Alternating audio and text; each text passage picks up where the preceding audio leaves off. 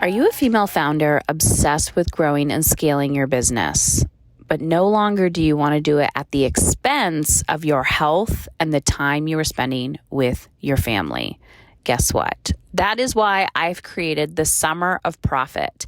I am taking on female founders and supporting them one-on-one this summer, showing them how to scale and grow their businesses and make them more profitable, not only in their bank account, but also with time and energy within 1 hour a day.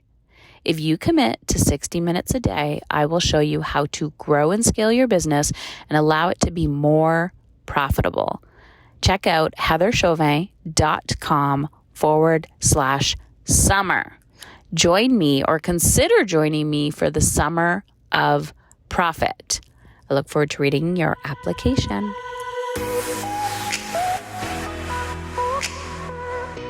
Neeta, welcome to the show.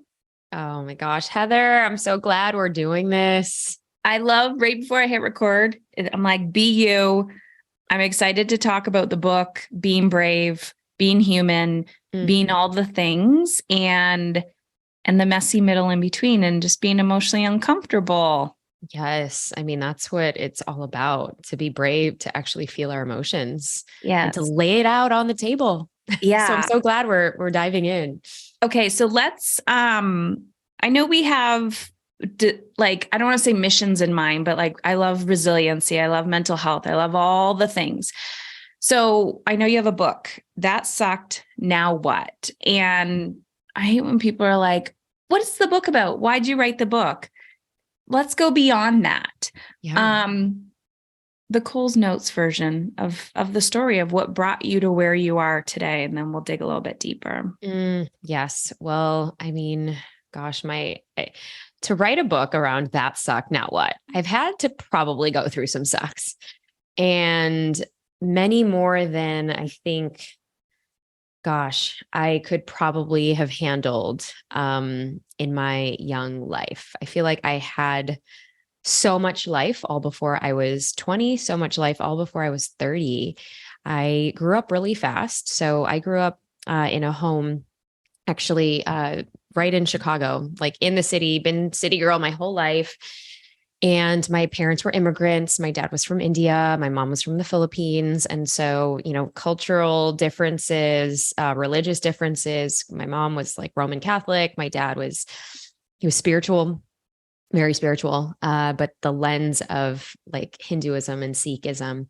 And so they migrated here for the American dream, right? As they would. And I was the oldest of two younger brothers. And so they were tiger parents. They put us in all of the things: piano, ballet, dance, Indian dance, Filipino dance, which was actually Hawaiian dance. So we were well-versed on performing, or at least I was, because I was the oldest. And my world would completely shift after 10 years old. My mom was diagnosed with breast cancer. And that would be the initiation and journey for me. It would be the initiation into, this role of having to take care of other people and the martyr role, et cetera. And so she would go through that journey for 6 years. And in that time, as you shared, you had your own bout with cancer. So it's a very interesting time as a young person watching your mom go through this. So from 10 to 16, I would spend, my hospital visits in and out of the hospital. We literally would spend our weekends there, come back, perform, recital, et cetera, because my mom wouldn't be there. And so she succumbed to that when I was 16. And then over the next 3 years, I would go through massive trauma. A year after my mom died, my brother, who was a year and a half younger than me, was coming home from school. It was actually my homecoming dance. I was a senior at this point. He was a sophomore, and he had an asthma attack and he collapsed and he died immediately, right away. They couldn't revive him. And he was the closest to my mom, actually.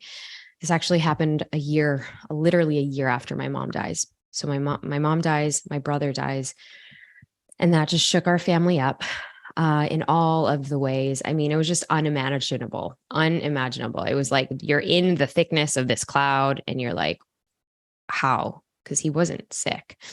And so 2 years after that, while my youngest brother, myself, and my dad, we are just trying to stay afloat. We're literally in survival mode.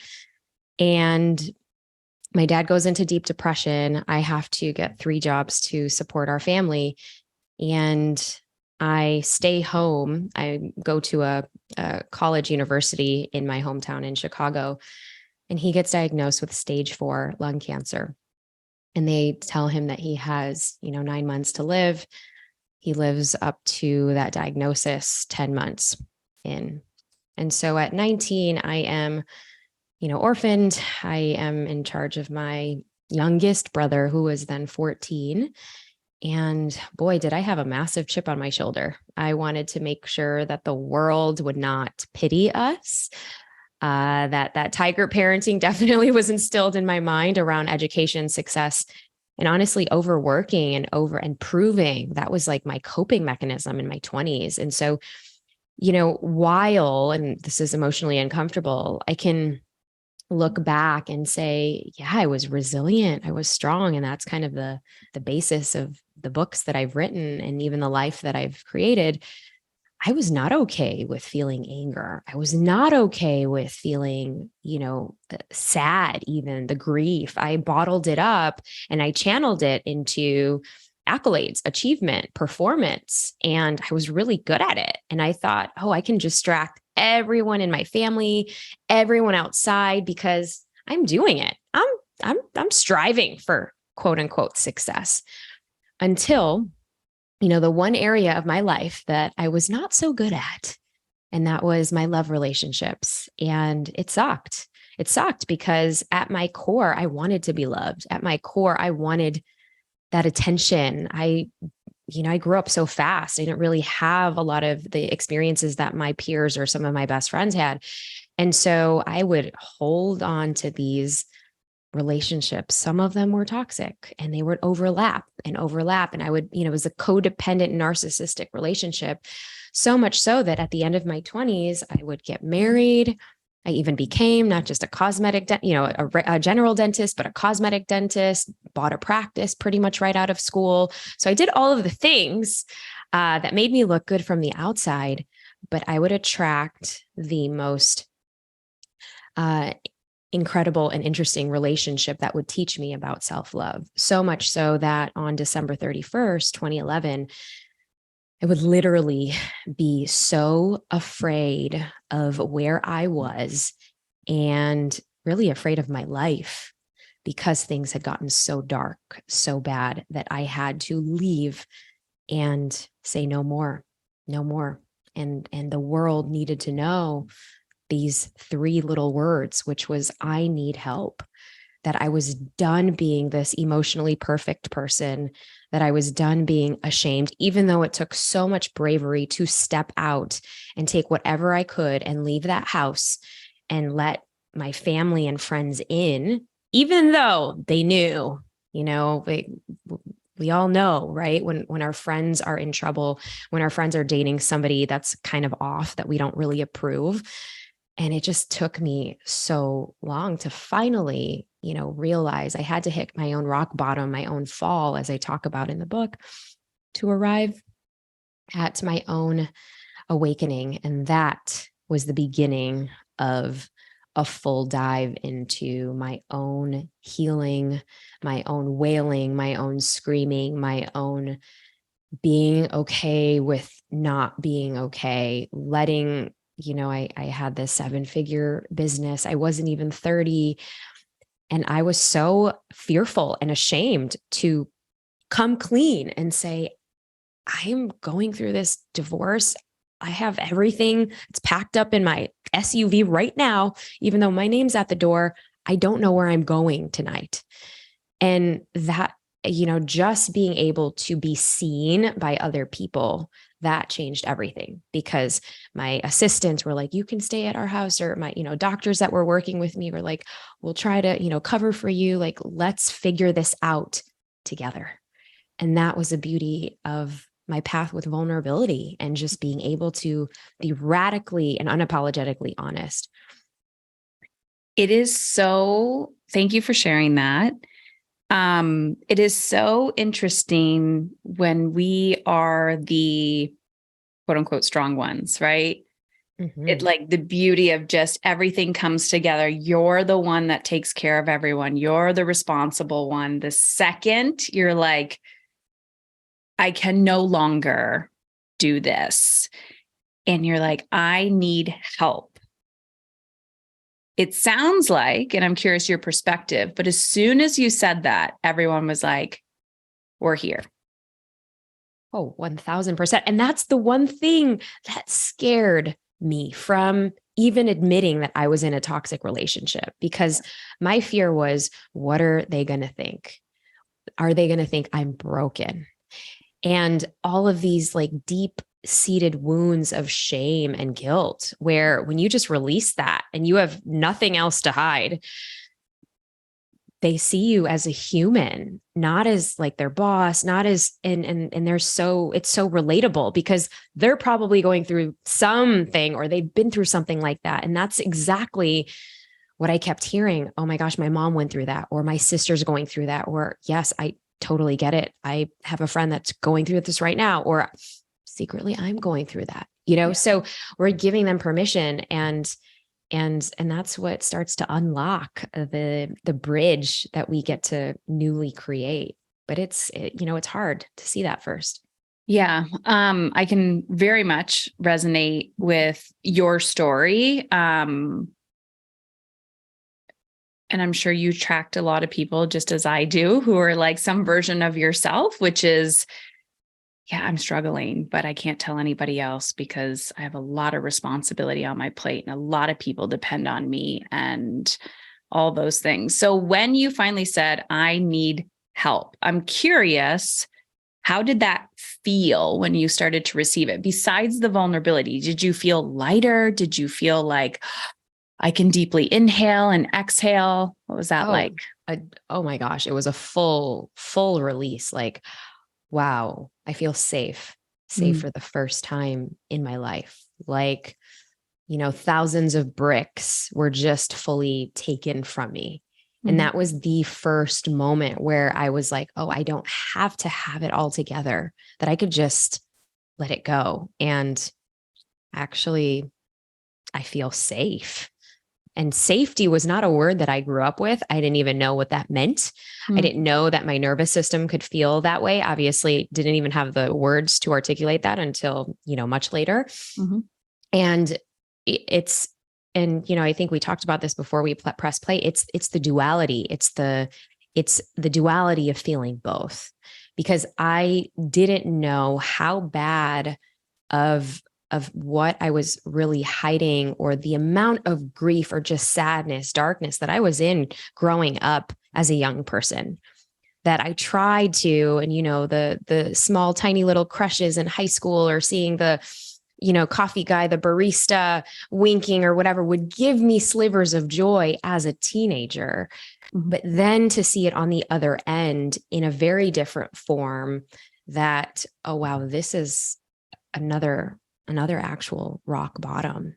And this is the rock bottom that I actually can now like waft in and be in, and actually now sit in the suck fully, with, the uncontrollable cries and the wailing and the screaming, but not being afraid that I'm going to be judged, because at this point I have this community that's going to support me. And that was huge. So how long ago was that? How many 11 years ago. How many? 11. Awesome. Okay. So 11 years, what would you say the trajectory or like the journey has been? Because I'm sure it's like the identities, right? Of like, I can be strong and vulnerable. I can I'm just curious what that's been gosh. Like. Yeah. So I think for the first, for those first 5 years, I went through, there's a framework I talk about in the book, I had that fall and then the ignition. And the ignition was, all right, I have to just do things for myself. So it was all around self-love, but it was all around having compassion for myself. And then it was kind of, you're in this rising stage where you're like, all right, I'm going to say yes to everything, because I had to recreate a whole community, friendships. I mean, I left literally everything in that past and I started to unlearn, because I dove deeply into so much healing.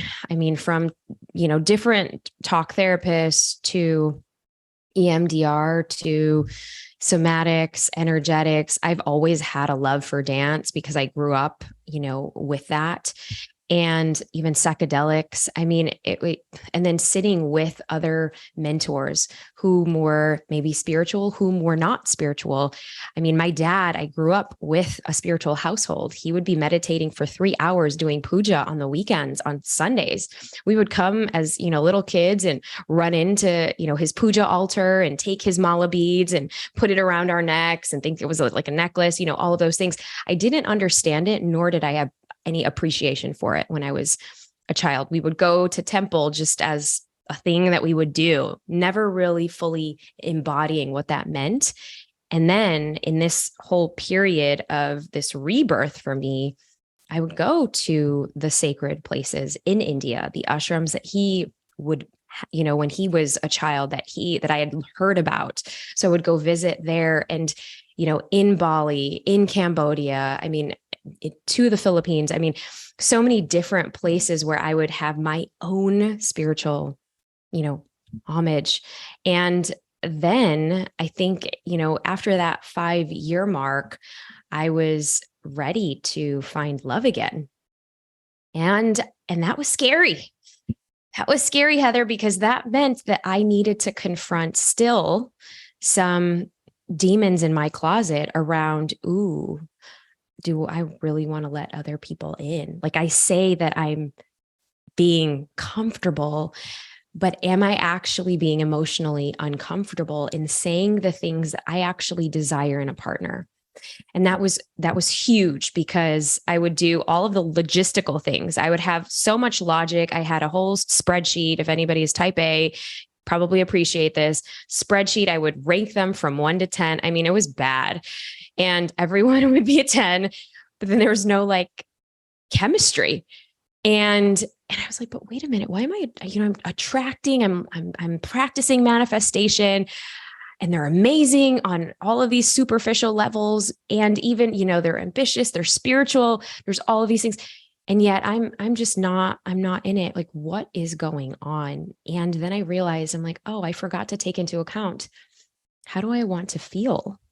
And if I want to feel that I am honest, then I actually have to maybe go first and be honest. If I want to feel brave or vulnerable in this relationship, then that does not sit well with me. Me feeling vulnerable in sharing, hey, I want to do this dance with you. I want to get to know you better. I want to just be more than just this, friends with benefits kind of thing. Like, it was a whole different language for me that I had to be like, okay, I've got to embody and really share what I really want in a partnership. And that blew my mind, because once I started doing that, 2 months later, I would attract my soul, co-pilot partner. And it's interesting because we had many touch points in 3 different countries outside of the US. Oh, and we had met each other, several times, not several times, but 3 different times in those 3 years. And it was very interesting because I was still in my wounded, side of love, that I wasn't even open to it until we were both speaking at a similar conference in 2016. And then we would say this conference was in India, and I would say yes to this adventure ride. However, not being attached to the outcome. And that was the thing, because I think so many times we're like, is this going to turn into something? Or am I going to do, are we going to do this dance? I don't know. I can't trust myself.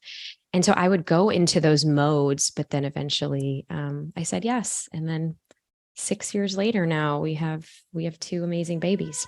I love this. Quick word from today's sponsor, Athletic Greens. So if you've been listening to me this year, I've been talking about doing less better, and my health is the exact same. I've literally gone through all of, my little habits and routines, and I've decluttered what actually feels hard or difficult, or things that I kind of just do like 10%, but I'm not all in with. And one of those was changing how I took my supplements. I'm going to be honest. I'm one of those people that resists supplements. So this is why I have committed to utilizing Athletic Greens on the daily. It's one of those nutritional supplements. It's a green powder. You put it in your water. I literally put it in my water every morning. It's made a huge impact. My boys use it. My husband uses it. And we've been utilizing this long enough in our lives now, probably a year or two, that when we don't use it, people start to notice a difference, especially Brian, my husband. He talks about that he actively notices a difference. And yeah, it's just one of those simple things. You should be drinking water anyway. So I just put it in there and I travel with it all the time. What I love is they have amazing travel packs as well. So Athletic Green is going to gift you a year's supply of immune boosting vitamin D and free travel packs with your first purchase. So all you have to do is head on over to athleticgreens.com/EU. That's it. That's all you got to do. It's simple. It's easy. It's safe for the whole family. And I sneak it in my kids' smoothies all the time. I drink it myself, and then I move on with my day. No stress, doing less, better.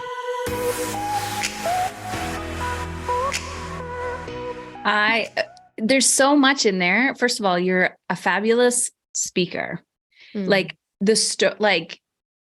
telling the journey, the story. It's like you can see the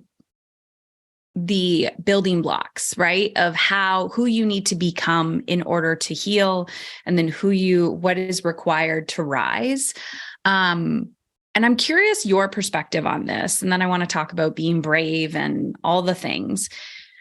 There's something I talk about. It's like the messy middle, right? You can call it, sometimes I've called it the brave zone, but I try to use this analogy of people playing double dutch. Like you're watching the ropes go and you like want to jump in the middle, but you're scared of being whipped in the face with the rope.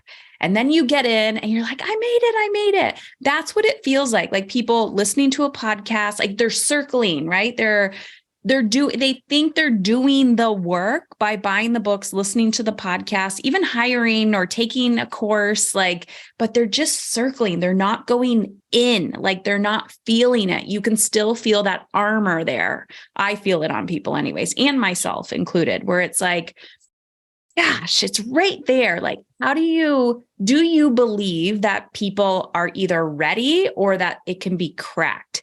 Do you know what I'm talking about? Oh, totally. Totally. And I think, that's kind of the framework that I was alluding to, because for so many years, even for myself, I've had many falls, and that fall is it could be the medical diagnosis. It could be the diet that still doesn't work and you've gained X amount of weight, or the toxic friendships that you keep attracting. And you're kind of like, why do I have these toxic people who just want to take advantage of me, or, business woes. But then we're not looking back at our patterns. There's, I kind of talk about the bounce factor, and I talk about that in the book. And one of the reasons why I came up with that, that methodology and that framework was because years ago, when I actually started my journey as an author, I got asked, and I was still, I think I still had my practice at the time, where I just sold my practice, but I'm like, who am I to, talk about this thing? I had a nonprofit at the time called Independent Awakening, and it was literally teaching women and girls who were coming from, places they were minorities of color, women of color, and how to leave violent situations, abusive situations, and to really harness, their confidence. Well, it took me to speak to Google. It actually, and again, I was like, oh, wait, what, why, how, me? And then it took me to a bunch of moms got hold of my story and they wanted me to come to Palo Alto. And Palo Alto, if you know, it's right outside in Silicon Valley. This is where a lot of the children from the amazing place of Silicon Valley, where they go to school, high school. And they said that they had lost 3 kids to suicide that particular year. And they said, you had so much loss in your youthful days, your adolescence. Do you think that we need to, that resilience can be learned, or that, this helicopter parenting is no longer working? And it was a fascinating discussion, but it had me thinking, like, can we actually create and build resiliency? And just like you're talking about, people in the periphery, they're saying yes to the things, but there's part of it's like 1 foot in and 1 foot out in that double dutch, 1 foot in and 1 foot out. And for me, it had me go deeper as a researcher and as a psychology nerd, to say, well, what is it that we are not doing? And what is it that people who, face extreme adversity in extreme circumstances and situations, how do they actually bounce back? Well, there were 4 different pillars. And one of them is to actually make peace with your past and really start honing in and going and pulling those threads.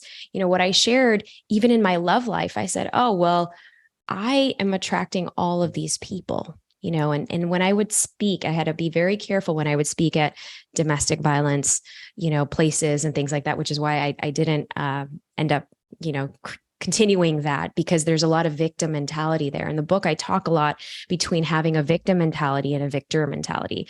And there's a difference. You can be a victim in the circumstance, but you can also be a victor in saying, wow, okay, I was in that. And now how can I rewrite that story? And then we can start, the doing all of the work. And that actually then clicks. The second part of that is what you talk about, being able to feel your feels. How can we stretch our emotional capacity, our vulnerability? And the third aspect of this is, really being able to invite and say yes to new experiences and things. In my deepest, darkest days, when I said, wow, I don't even know if I have a friend to call on. Like, I maybe had 1 or 2. And before I was, a big extrovert, and I had I had a community. And I said, okay, if I have to shift and change my community or people that I'm hanging out with, well, then I need to get to know what I actually like. And it was crazy, Heather, because I didn't even know what I liked anymore. I had dimmed my light so much that I completely forgot who I am. And I feel like so many women, when they are in the suck or the mud, or they're in it, they've kind of life has consumed them. They forget who they are. Well, my invitation is, let's invite good stress. Let's see, like, what do you like pottery? Go to a pottery class. Do you like going to the gym? Try different classes. And I think for me, it was like saying yes to all of these things that made me feel uncomfortable, and being in that uncomfort zone, the discomfort, because that's where we grow. I mean, scientists talk about it all the time. It's like you're literally rewiring your neurons in your brain when you say yes to something that scares you. When you say yes to something that's like, ooh, I don't really want to go to that thing. I don't know who's going to be there. Mm-hmm. And then you go and you're like, oh, okay, was not so bad. Well, you're already paving the way and creating that with the new neural pathways. Mm-hmm. And then that finally, we have to really lean into what we desire, not what the world is wanting of us. And that's huge. That's your radical self-awareness.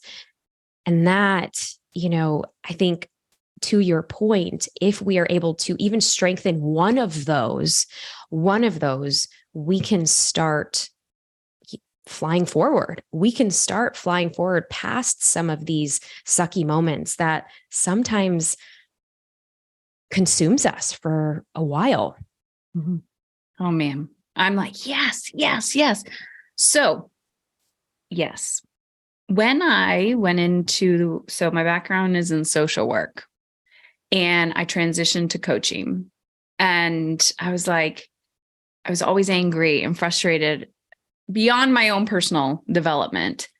Okay, let's stop talking about the problem. You actually don't have the skills yet to know how to transition, right? Because I truly believe, I mean, people, once they do have the courage to seek support, they're like, yeah, I'm in this cycle. Like, help me get out of this cycle. And there's that growth edge, that like push, that resistance. And that is so uncertain, right? Where you're like, I know I need change.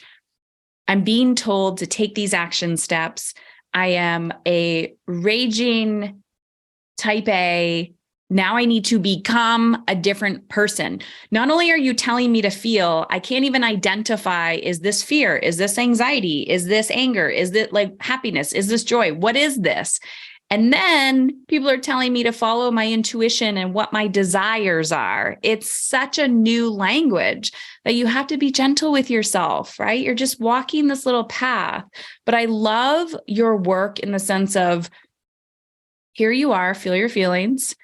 And then let's reach for the future. Let's reach for who you do want to be, and that victim consciousness. But I could only imagine somebody being like, oh my gosh, there's hope. There's hope. Like, people need hope, right? We can't just talk about, yes, we all have a story. We can't just tell our stories. It's like, and it's my story. And this is not my identity.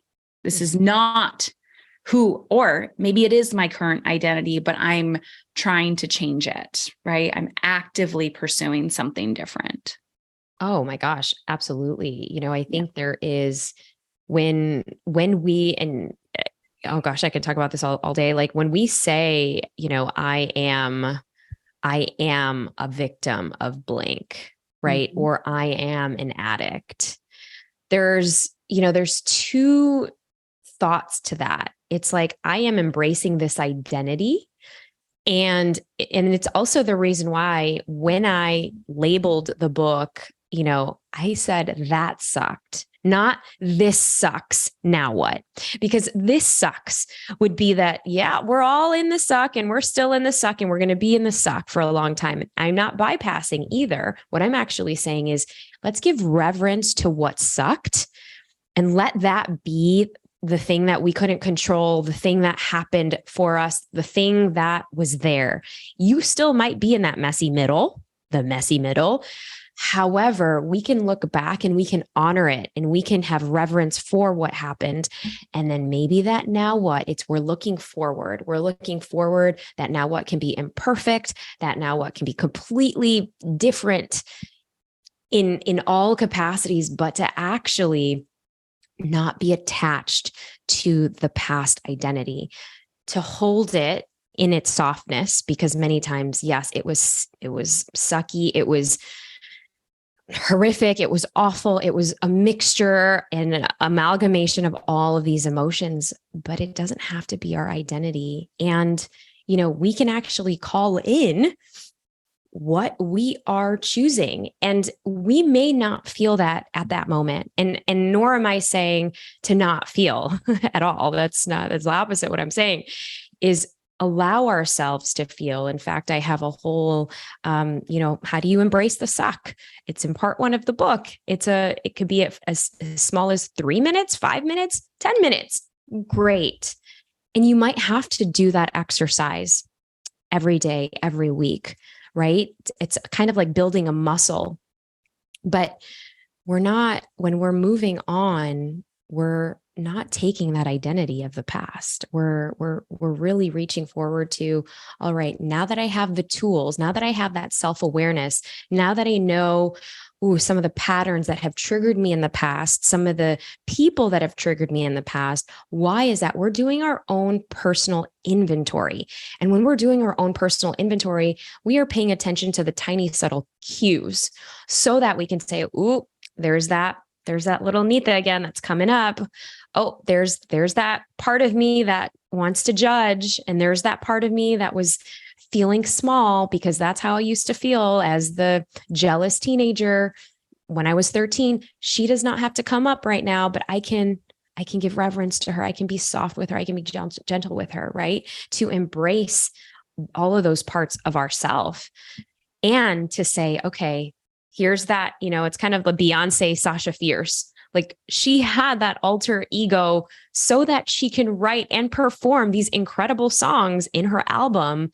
Well, why can't we all have that Sasha Fierce in us, that we may not access her all the time, but that she's there. She's like that guiding North Star that we can attain. And it may not be there every day, but we can call to her. So that's what I would say, Heather.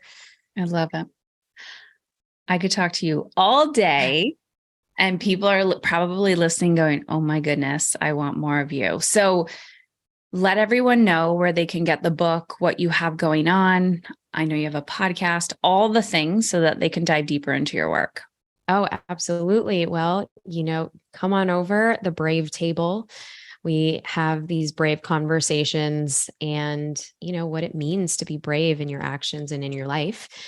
And also the book is That Suck Now What, how to embrace the joy in chaos and find magic in the mess. You can get it at thatsuckednowwhat.com.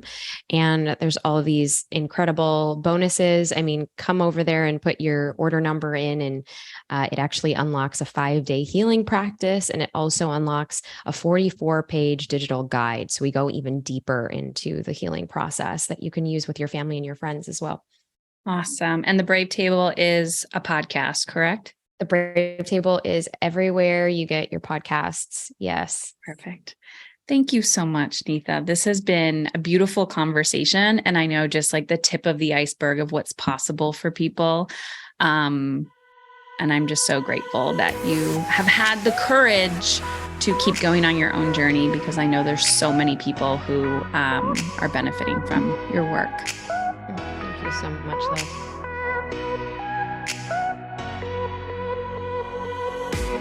Did you know you're my favorite?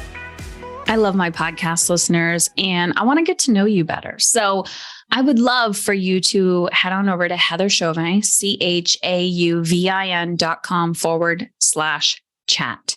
This is a way for you to text me, to send me a video, and to connect with me. So maybe there's something that I said on the podcast, or maybe I might say to you, go text me the word, and I'll tell you a word. That's where we're going to do it. So I want you to be able to connect with me. Tell me what other episodes you want me to talk about, what your biggest takeaway and aha moment was. This is all about community.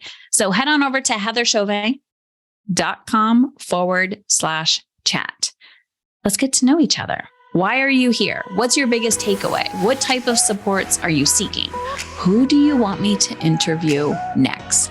heatherchauvin.com/chat. CHAT.